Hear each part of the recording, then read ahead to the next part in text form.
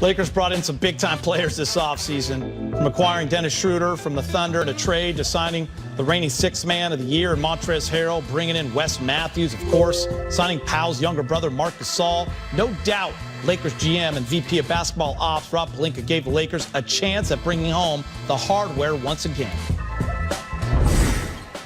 One of the things that was very purposeful about our offseason was to try to get younger. I think we have, obviously, again, with LeBron and AD as the two pillars, our two captains, our two unicorns, it's being able to find young players that can win now and also carry forward the torch with AD, lining up with his age. I think Schroeder's a great example of that. Obviously, Montrez, another great example, just lining up with AD's age. And I think we want to strive to try to keep our young players that we have on this team. We like the core. We like how it lines up. And I think Dennis, Kyle Kuzma is up for an extension. These are things that we're continuing to focus on, but we like how the team got younger, faster, and our intention would be to try to keep that identity and that core together. Rob, if I could start you just with your thoughts on the impact of LeBron and AD's signing and committing to future years with the franchise. What is the biggest thing that you take out of that and what that means? I think probably the word trust. I think AD and LeBron share a common quality with us of just being about the work and trusting the work. And I think yesterday when we got the commitment from both of those players, it was just a great day that was defined by the trust we've built in the relationships with those guys. I was wondering to the extent that you can talk to us about those discussions and that decision process to get LeBron under contract through 2023. What was important to you? It wasn't even a debate for us. It was something that was very clear. And we think he's going to be effective and provide extraordinary value for every year he decides to play as a Laker. And I think what was especially satisfying and exciting about this is I think that now you can see with the legacy he's establishing as a Laker that his greatness will be defined here. And I'm sure he'll hang many jerseys someday, but we hope one of those will be a Lakers jersey. So now that LeBron has won a title, I ask you guys this. He's most likely to end his career here. Will we see LeBron's jersey in the rafters one day, Press? I think we will, especially if he wins one more championship over the next few years, which I think is going to happen. And even if he doesn't, what a great debate. And I think it ends with, yes, he will get that jersey up among there with the Laker greats. I mean, Kobe has two of them, but why not give one to LeBron, too? I mean, pretty soon the Lakers will be in the triple digits for some new players down the road. But, I think other players would be honored by this. Cedric Ceballos, Lou Williams, Stu Lance wore number 23. And, of course, one of your favorite players, Geet Von Wafer, also wore number 23. Wow, that's a deep dive you just went into right there. I think at the very least, LeBron is definitely on pace to get that jersey retired up there. Also in Cleveland and Miami, too. I was going to say Cleveland and Miami, too. Quite a few places. What do you think, Kyle? You see it going that way? Yeah, well, first of all, great question by that last reporter to get that. Wow, tremendous surgical question there. I think it's obvious. I think LeBron sealed his jersey when he won the championship. And it's not just championship because the Lakers obviously have many. They have 17, and LeBron doesn't begin to stack up against the best Lakers in that category.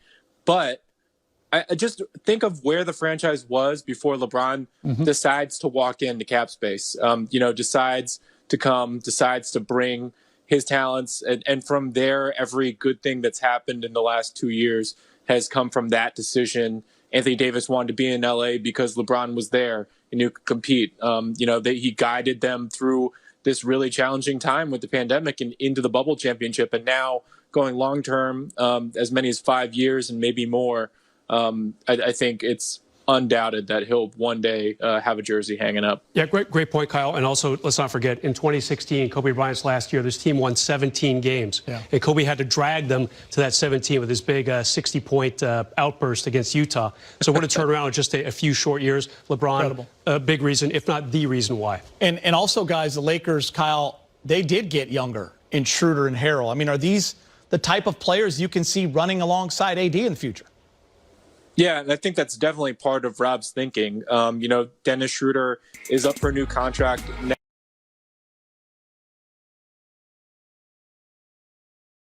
next summer. And I think, part of the idea when you bring in a guy like that, when you trade a guy like Danny Green and a draft pick, you're thinking, well, I can get more out of this than just 1 year of Dennis Schroeder. And if we win, maybe he's going to make a similar decision as AD did. You see the new contract for KCP. He's about AD's age, and in for the next 3 years, you can extend Kyle Kuzma if you guys figure out a term before the season starts. And obviously Montrez on the hook for the next 2 years. There's options to be young at the core around AD. Prez, how important is it to put some youth around AD and LeBron so you're not only planning for the present and making a run, but you also got an eye on the future a little bit? Well, that was a great graphic. 10 guys under the age of 28 right now. Last year's team had 9 guys over 31 or over by the time the season ended. So you're getting a lot younger overnight. And again, Kuz for Rob Pelinka across the board. He had very little trade capital, not a lot of draft picks to throw away because he's traded so many already over the next several years. To make this team that much younger, that much faster, that much more appealing, really impressive work by him. All right, guys, still to come. The Brow has plenty of confidence. The Lakers. We played longer than everybody else, had a shorter offseason than everybody else. So, the odds are stacked against us from that standpoint. And, the identity of what and who we were last year has got to be repeated. If we're going to try to repeat as champions, we've got to have the defense mindset. That's going to be the first message of day one of camp. And, togetherness, sharing the basketball and selflessness. Those two things were pillars for us last year. And, that'll have to be the same for this year. As a champion, you're going to get everyone's best shot. Everyone's coming after you. You have a target on your back. So I think you're going to find that motivation. I think we have a bunch of new guys too who want that, who want to compete for a championship, who wants to win a championship. So I think we'll be fine in that sense. But it is hard to go out there, in a quick turnaround to compete at a high level and try to, reclaim the title again. But I think we have, the mindset, the coaching staff, the players to make sure that we're able to do so.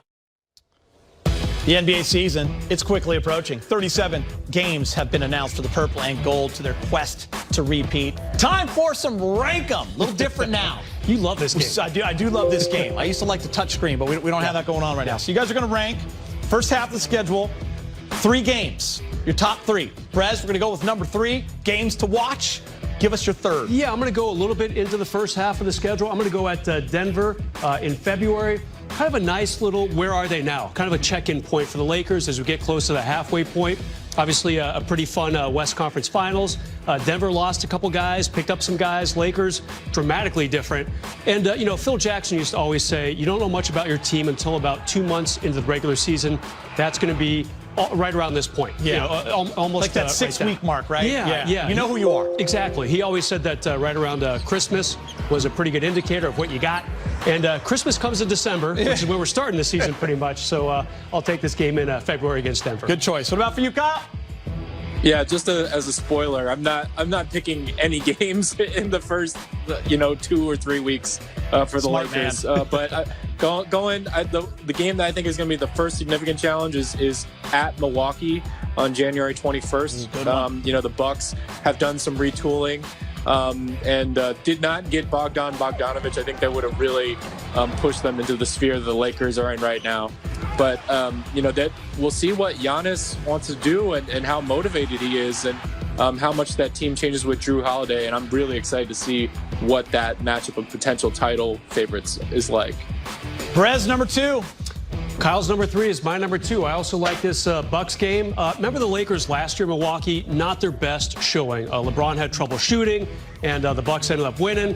Giannis was a three-point threat that night, too. There you go. Yeah, Giannis is actually hitting threes. A lot has changed in the world since then, but I want to see how the Lakers do against my preseason favorite to win the East. As Kyle said, the Bucks could have been a little bit more strong than they really are, but I do like that Drew Holiday pickup for sure. Huge for them. All right, Kyle Goon, number 2. Yeah, sliding over to maybe the other title favorite in the East, Miami Heat. They're coming to LA in February, I believe. Yeah, so that should be a good one. They've retooled a little bit, but obviously you just want to see what kind of growth you get out of young guys like Bam, out of Tyler Hero, and what Jimmy Butler's still bringing to the table. If you can find that finals energy for the regular season. Remember, they were, what, a 5th seed? Last year, right? Going into the bubble and caught fire. Yeah, it's going to be interesting to see how they come out. All right, Brez, your number 1 game to watch in the first half of the season. Well, I disagree with Kyle. I'm picking a game in the first 2 weeks. In fact, I'm going to take Lakers-Clippers right off the bat. Oh, Brez, come on. Too soon? Too soon? I mean, hey, LeBron might have played all of 11 seconds in the preseason, but I want to see where these guys are. I want to see what he looks like. I want to see what AD looks like. How is Schroeder and Montrez in a Laker uniform? How are the Clippers? The last we saw them, there was yet another monumental collapse in the second round. How are they looking? Motivated, new coach? Yeah, a lot of new things for them, a lot of new things for the Lakers. One game, the first is 72, but I'm always excited to see them no matter what time of year they play. Why not make it opening night? Kyle Goon, number 1. Yeah, on just a more solemn note, this game really stuck out to me when I looked at the schedule. January 27th, the Lakers are going to the Philadelphia 76ers. Last year in Philadelphia, the game before Kobe Bryant died. Obviously, it's just such a unique spot because it's Kobe's hometown. And I'll just never forget just the tragedy of just feeling just a lot of contemplation about Kobe, his career, his place in NBA history, and then to lose him as we did. So, I think it's going to be obviously a solemn game, but hopefully a special game. Getting national TV play, and I think there will be something to look forward to out of that. Well done, guys. 6 great games on the board. Still to come when LeBron James says something really cool. Elgin Baylor just introduced officially the Lakers Classic and City Edition jerseys for the upcoming season. Look for the upcoming season here, paying homage to when the franchise made the move to LA in 1960. You like those, Brez, or Love what? Love them. Love the color scheme. I think it's going to be a really cool jersey, and off to the right start by getting Elgin. I wish I'd seen more of him play. We grew up in the 70s, Geet, and 80s. Just didn't get a lot of Elgin time. More of Kareem and Magic connection there. But what a great start for introducing these jerseys. Kyle, you like the blue or the white? Personally, I don't love teams getting tremendously out of their color range, but I think the video was a little bit more endearing too. So I think overall, all things considered, I like the white a little more, but I don't love teams like, it's purple and gold. It's such a good combination. Like, why get too far out of it? But thanks for coming around, Debbie Downer over there. Get off my lawn while you're at it. All right, listen, Hoop Central Twitter account sent out a question asking fans to name an NBA player you think will take a giant leap this season. LeBron James responded with Kyle Kuzma. Listen, guys, Kuz hears the noise. There are expectations. We talk a lot about it on the show, especially with the young core all being traded away and him staying a Laker. This is a vote of confidence from LeBron. What's the significance of this, in your opinion, Brez? I think LeBron is looking ahead to the games where, people might be sitting out for rest purposes, and he's saying Kuz is going to be that guy. He's going to get opportunities this year. Maybe last year was a bit of an adjustment for Kuz. He was no longer the most favored player by LeBron on the Lakers. Not a lot of long-distance connections, easy buckets for Kuz from LeBron. That went to AD for obvious reasons.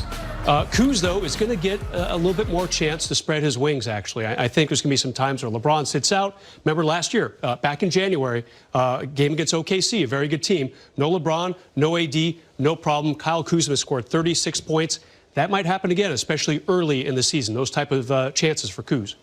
Kyle, I feel like I spend a lot of time kind of defending Kuz because I think the expectations sometimes aren't realistic. bottom line, he's a guy that when LeBron or AD don't play, he gets 20. That's just the truth. You can look at the stats. So there's value in that with the type of guy that when he gets the volume, he can score. But when those guys are healthy, he just has to fit a role. And that's what he had to learn how to do last year. Where do you come out on the expectations for Kuz?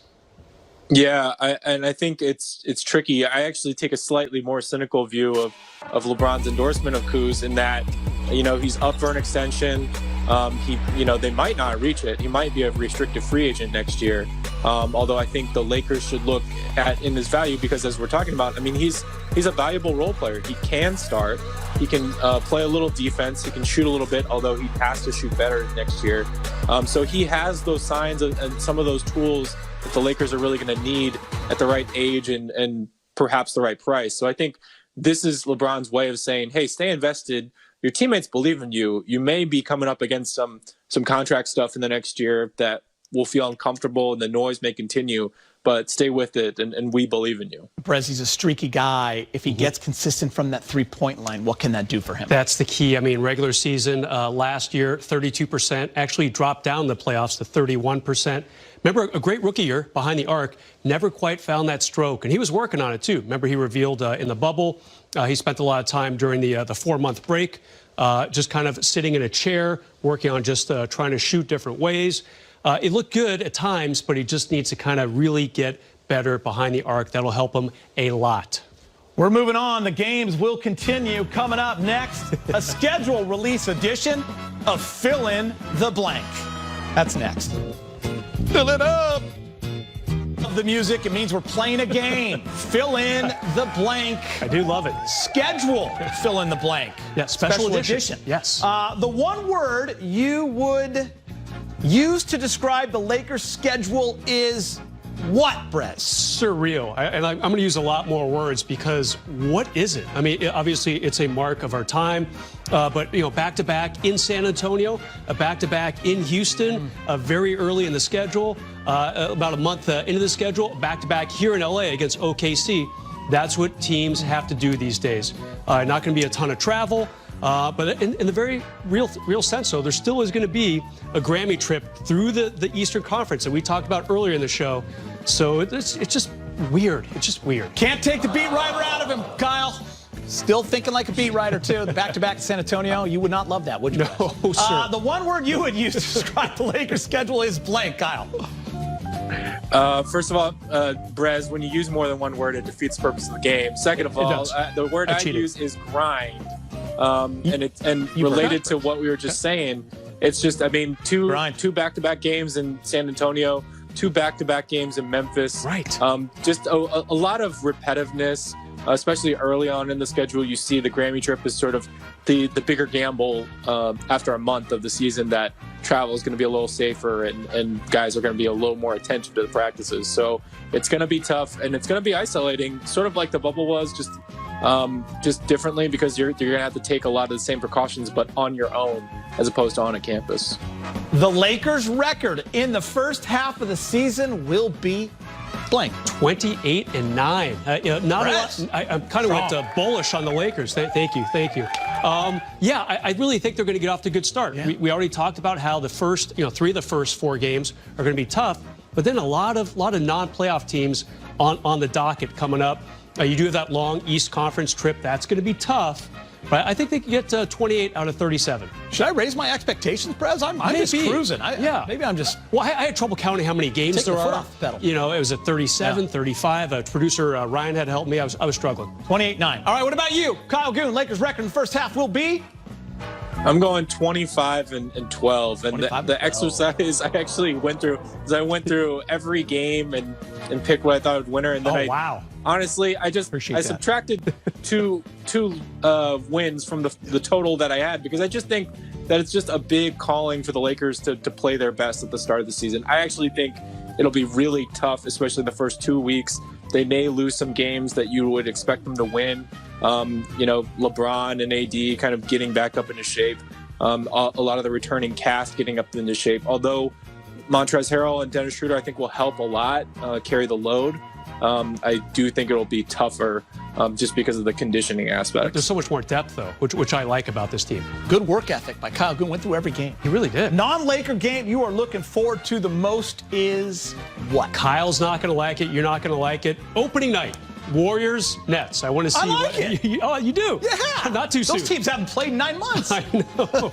I mean, what's going to be like is Steph and KD. Are they going to kind of brush elbows with each other? How's that going to go? I wish Clay had not gotten hurt. First and foremost, because then a really nice matchup. But still, it's all KD versus his old guys, and I'm sure they have a few things to kind of show him on the court. I'm really looking forward to that game. All right, what about for you? Non-Laker game you're most looking forward to is what? I'm sticking with Brooklyn, looking ahead to Martin Luther King weekend, Nets and Bucks. In my mind, that's an Eastern Conference Finals preview. KD will be able to see kind of how well he's looking off of that really serious Achilles injury. If Kyrie ever talks to us, if Giannis and the Bucks are ready to actually go to the finals this year. So to me, that's going to be the first real indicator of, hey, who's going to the finals out of the East? Kyle, rumor has it Warriors and Nets will actually be holding a shoot-around on the Hamptons. Will you do a little work on that and see if that's true or false? Yeah, I bet a lot of work on the golf courses. All right, I appreciate that. All right, last one. Ryan's in a hurry here. The Laker player who needs the preseason the most is what? I'm going to go with Schroeder. Of their 4 big-name signings, he's a guy who's been out the longest. Not by much, knocked out in the first round in the Game 7. But I want to see. He has said already publicly he wants to be a starter on this team. So what's it going to look like in preseason? Is he going to be that starter on opening night against the Clippers? I want to see what he looks like with this offense as well. Laker player who needs the preseason the most is Kyle Goon. I'll keep it short. Kyle Kuzma. He's going to play a lot of minutes for the older guys, in my opinion. And the Lakers can extend him up until December 21st. Hey, you want it? Get to the facility, do the practices, do the preseason, and prove it. Tell you what, Ryan, our producer, and I think maybe you're being a little hard on Kuz. What do you think? You trying to motivate Kuz over there? Kuz, not on the Kuz bus. He's riding him a little bit. I like it. I've been on the Kuz bus longer than anyone in this room. I created the Kuz bus. Brez drove the bus. All right, good stuff, guys. I appreciate the thought you guys put into it. We did. I didn't put the thought like Kyle did going over every single game, so that